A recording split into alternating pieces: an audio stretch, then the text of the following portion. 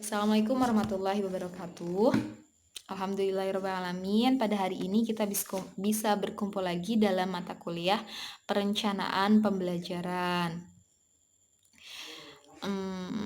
Bu Elis yang saya hormati dan teman-teman yang saya cintai, semoga kita semua dalam keadaan sehat walafiat. Amin ya Allah ya rabbal alamin. Pada hari ini, saya dan dua rekan saya yaitu Mila Nur Hasana dan Rizky Ramdhani akan mempresentasikan makalah kami yang berjudul Penyusunan Alat Evaluasi Proses Pembelajaran. Saya akan menjelaskan tentang pengertian penilaian, lalu Mila Nur Hasana akan menjelaskan tentang jenis, bentuk, dan ragam penilaian. Dan yang terakhir, Rizky Ramdhani akan menjelaskan tentang instrumen penilaian dan tahapan penyusunan dan pengembangan penilaian proses. Nah, saya akan menjelaskan tentang pengertian penilaian. Saya akan mengambil 3 pendapat ya. Yang pertama pendapat Abdul Majid. Menurut Abdul Majid ini penilaian di pengertian penilaian ini luas ya, yaitu pengukuran ketercapaian program pendidikan, perencanaan suatu program substansi pendidikan, di dalamnya meliputi kurikulum dan pelaksanaannya, pengadaan dan peningkatan kemampuan gurunya, pengelolaan pendidikan. Lalu pendapat kedua menurut Bloom, tapi pendapat Bloom ini tidak seluas pendapat Abdul Majid. Menurut Bloom, penilaian adalah pengumpulan secara sistematis untuk menetapkan apakah dalam kenyataannya terjadi perubahan dalam diri siswa dan menentukan sejauh mana perubahan yang terjadi dalam pribadi siswa. Lalu yang ketiga adalah pendapat dari Daryanto. Sukardi ya. Penilaian adalah penerapan berbagai cara dan penggunaan alat-alat penilaian untuk memperoleh informasi tentang sejauh mana hasil belajar peserta didik dan ketercapaian kompetensi peserta didik.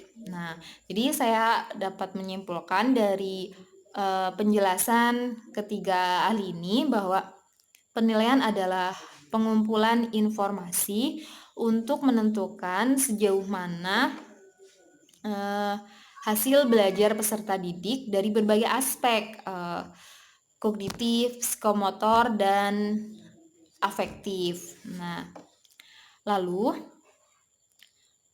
penilaian ini menurut Widoyoko adalah suatu yang sangat penting dalam sistem pendidikan.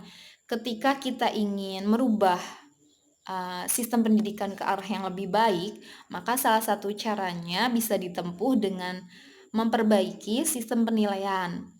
Nah, menurut Jemari, kualitas pembelajaran dapat dilihat dari kualitas pembelajaran dapat dilihat dari hasil penilaiannya. Jadi jika seorang guru setelah melakukan kegiatan mengajar belajar, lalu guru itu memberikan sebuah alat penilaian berupa ulangan, dan ternyata hasil dari penilaian itu bagus. Nah, berarti guru itu bisa menyimpulkan nih bahwa metode yang digunakan atau strategi yang digunakan bagus gitu. Lalu guru juga bisa memotivasi peserta didik agar bisa lebih baik lagi. Lalu Widoyoko juga membagi penilaian dalam 2 jenis. Yang pertama, penilaian dalam program pembelajaran, dan yang kedua, penilaian dalam konteks hasil belajar.